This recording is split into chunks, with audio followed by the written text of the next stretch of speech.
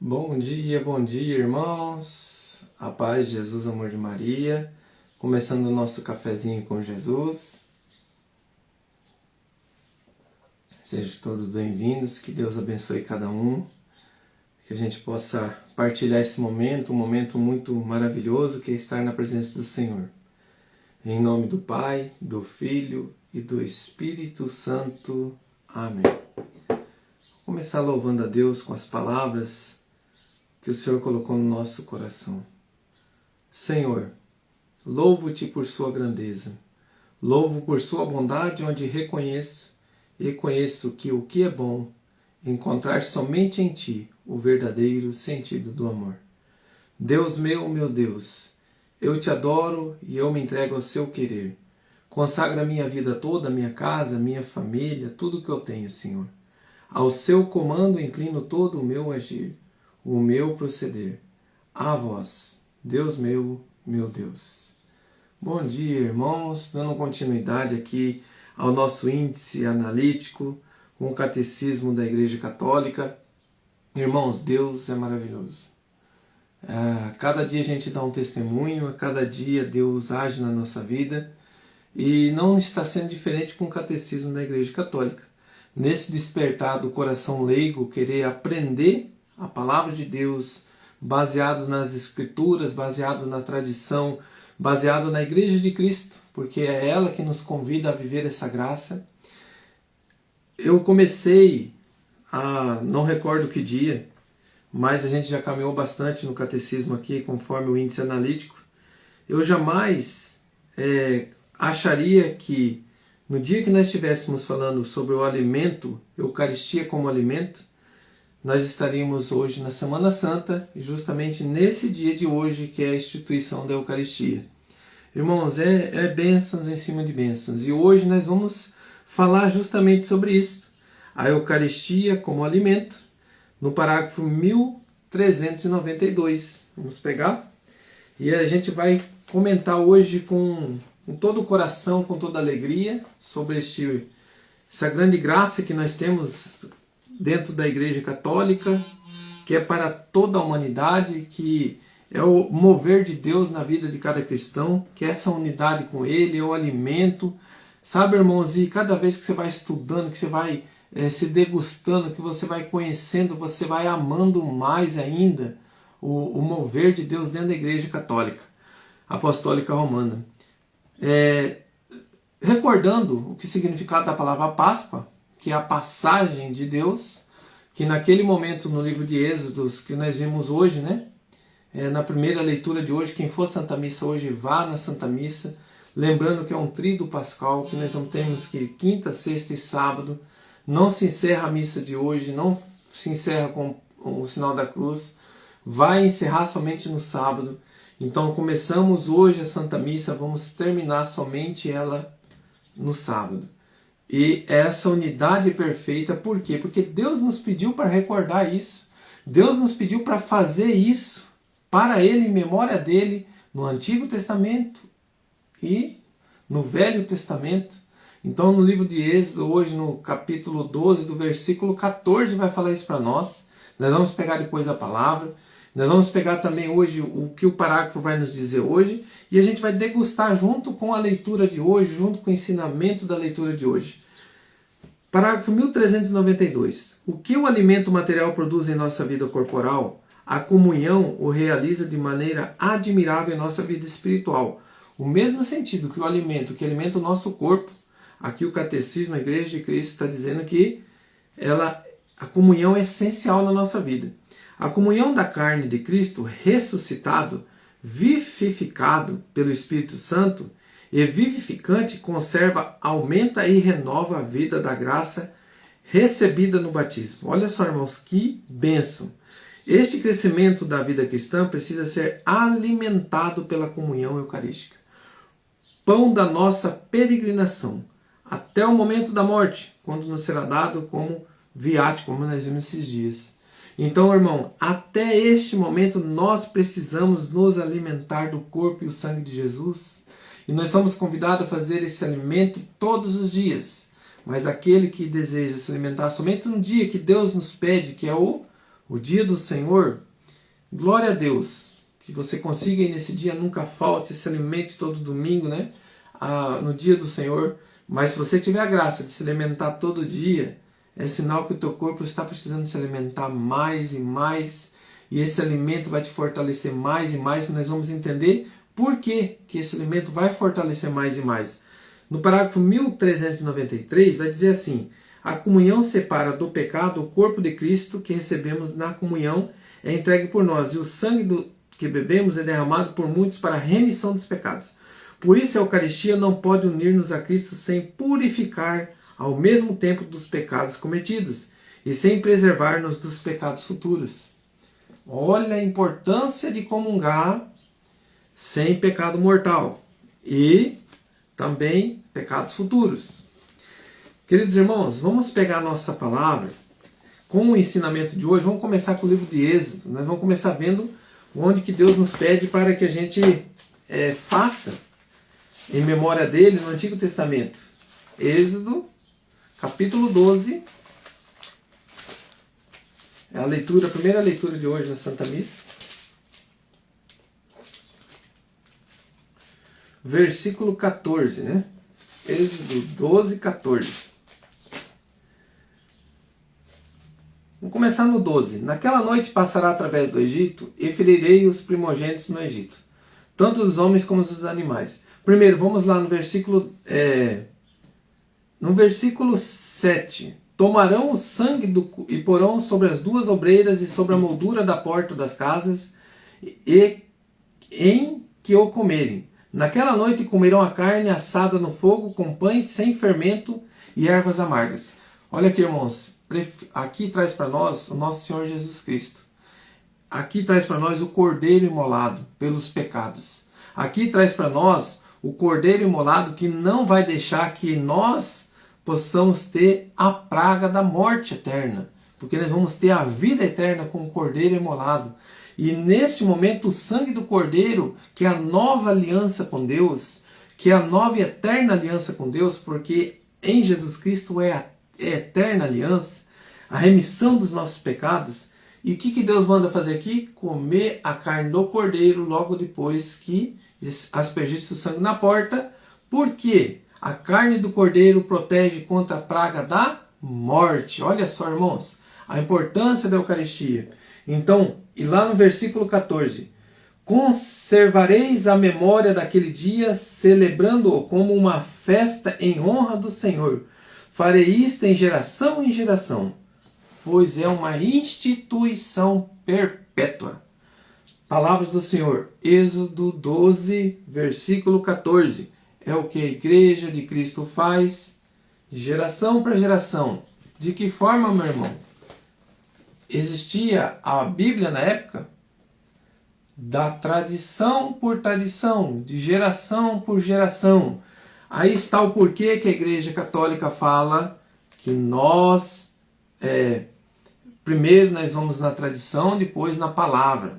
Por quê? Nem tudo está na Bíblia. Vamos pegar a palavra lá, também vamos pegar a nossa passagem bíblica em 1 Coríntios, versículo 11. Vamos lá, 1 Coríntios 11. 1 Coríntios 11, vamos pegar a palavra. Atos, né? Atos, depois já vem Romanos e Coríntios. Atos dos Apóstolos, 1 Coríntios, capítulo 11, 23. Vamos lá. 1 Coríntios 11, 23. Aqui nós estamos Paulo falando para a comunidade de Coríntios. Eu recebi do Senhor o que vos transmiti, que o Senhor Jesus, na noite que foi traído, tomou o pão, depois de ter dado graças, partiu e disse: isto é o meu corpo, que é entregue por vós. Fazei isto em memória de mim. Do mesmo modo, depois de haver ceado, tomou também o cálice, dizendo: este cálice é a nova aliança do meu sangue. Todas as vezes que o beberdes, fazei-o em memória de mim. Assim, todas as vezes que comeis desse pão e bebeis desse cálice, lembrais da morte do Senhor até que ele venha. Portanto, aquele que comer o pão e beber o cálice do Senhor indignamente será culpável do corpo e do sangue do Senhor. Querido irmão, Paulo está dizendo claramente aqui que é o corpo e o sangue de Jesus, porque aquele que comer e beber o cálice do Senhor indignamente é culpável do corpo e do sangue do Senhor. Aqui está claro, é o corpo e o sangue de Jesus. E de que forma que Paulo aprendeu isso? Se não tinha a Bíblia na época, mas tinha o quê? A tradição. De que forma que Paulo recebeu? Eu recebi do Senhor o que vos transmiti, dos apóstolos. Visitaram Paulo, na noite que ele se coloca ali, cego, Deus envia, se eu não me engano é Ananias, e ali ele recebe também uma evangelização, ele caminha com os apóstolos, ele na conversão dele, ele que perseguia, ele vai atrás de ver e presenciar o que ele perdeu, mas Paulo transmite aquilo que ele aprendeu. Então, meu irmão, a igreja de Cristo está aí. E vamos confirmar mais um pouquinho ainda. O ensinamento vai dizer assim: fazer isto em memória de mim. Assim como na Páscoa original comemorou a libertação. Vamos voltar um pouquinho antes aqui. Esse aqui é o livro de estudo do Dr. Scott Hahn. Ele vai falar para nós do versículo recebido do Senhor que Paulo diz. Paulo teve um conhecimento da última ceia através da tradição litúrgica da igreja que remonta a Jesus e aos primeiros apóstolos. Seu relato concorda no essencial com as narrativas do Evangelho, especialmente a versão de Lucas 22, 19 e 20. Paulo está confiante de que a revelação divina é autenticamente transmitida pela tradição da igreja.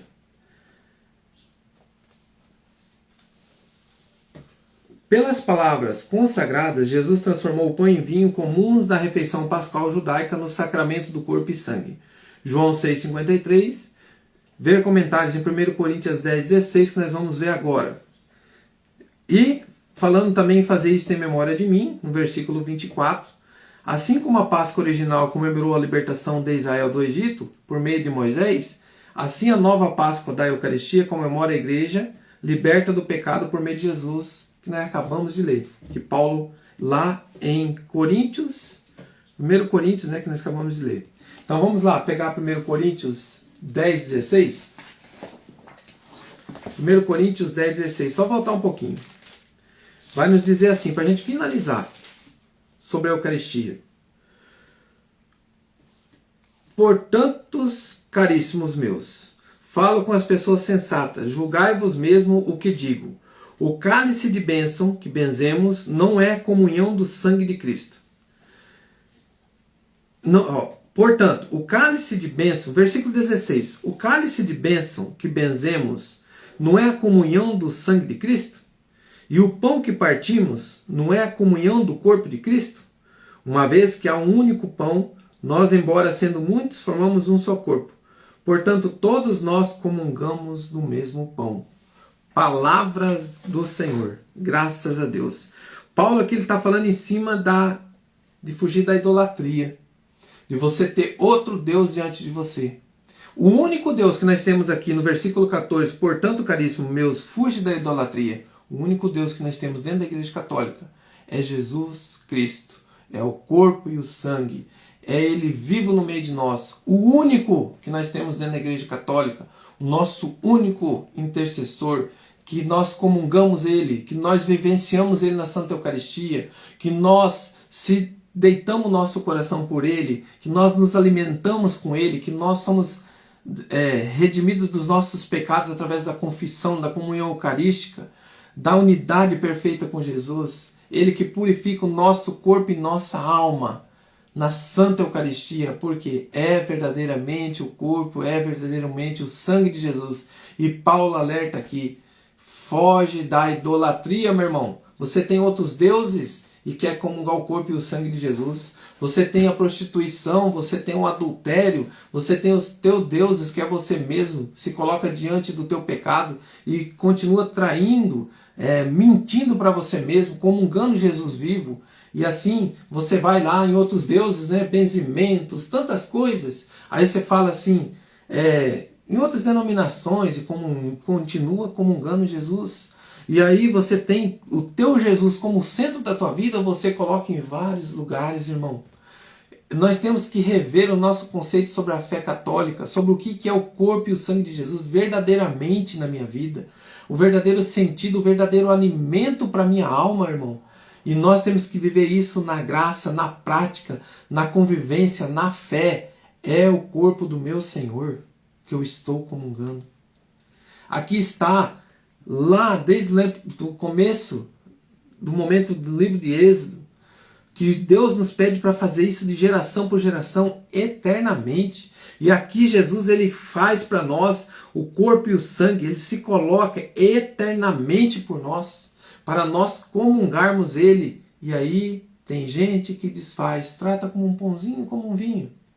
Religiões que começaram no ano de 1640, querendo dizer que a fé católica foi mudada e eles renovaram a Igreja de Cristo. Renovaram Jesus. Jesus errou, deixou uma igreja, foi renovada. O próprio Jesus errou? Não, ele errou. Deus, ele não é perfeito. Ele montou a igreja dele, a igreja que é santa, é una, e ela não é perfeita. Nós tivemos que renovar, montar outra igreja. Lutero montou uma igreja, essa igreja é verdadeira. Porque Deus é imperfeito, ele montou uma igreja, montou o povo dele, os apóstolos, para passar de geração para geração. E eles erraram todo mundo. Essa descendência dele errou, nós vamos renovar. Quanta maldade, quanta ignorância na fé. Por isso, católico, apostólico, romano, viva a tua fé, não duvide. Creia na Igreja de Cristo, é melhor do que você crer numa interpretação errônea, numa interpretação solitária, numa interpretação de estudo de teologias, que pode ser da libertação, pode ser teologia da prosperidade, mas nós vivemos a graça da presença viva de Jesus, do verdadeiro Cristo, da verdadeira Igreja de Cristo, o corpo e o sangue do Senhor. Vivemos essa graça, irmão. É o que a igreja está fazendo todo ano, fazendo isso, hoje, sempre. Eu vou até ler aqui o que fala aqui, a explicação do livro de Êxodo aqui. Olha que interessante, ó.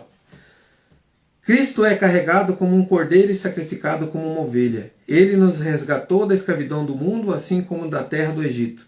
E ele nos libertou da escravidão do diabo, assim como da mão do faraó. O sacrifício do cordeiro significa o sacrifício de Cristo. E o seu sangue aplicado nas soleiras das portas como proteção contra o exterminador significa a fé na paixão de Cristo. E sua carne era comida para significar o consumo do corpo de Cristo no sacramento. Então aqui, irmãos, nós estamos diante da nossa fé, fazendo isso de geração em geração, eternamente. Obrigado, Senhor. Pai nosso que estais no céu, santificado seja o vosso nome. Venha a nós o vosso reino, seja feita a vossa vontade, assim na terra como no céu. O pão nosso de cada dia nos dai hoje. Perdoai as nossas ofensas, assim como nós perdoamos a quem nos tem ofendido. E não nos deixeis cair em tentação, mas livrai-nos do mal. Amém. Louvado seja nosso Senhor Jesus Cristo, para sempre seja louvado. Em nome do Pai, do Filho, do Espírito Santo. Amém. Um grande abraço, irmãos.